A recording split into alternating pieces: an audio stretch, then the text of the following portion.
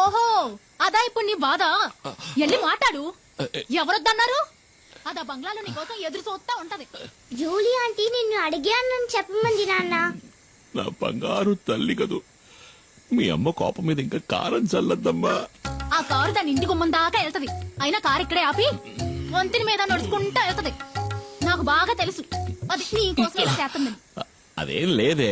నేను రోజు చూస్తున్న తంతే ఇది. నాకు అదంటే ఇష్టం లేదు. ఏంటన్నయ్య, ఏంటి ప్రాబ్లం? Julie aunty Julia? సరేలే ముందెళ్ళి పడుకోవే. జూలీ ఆంటీ గీలి ఆంటీ అని గదిలోకి వెళ్ళు. వెళ్ళమంటున్నారా? ఎవరన్నయ్య ఆ జూలి అంటే?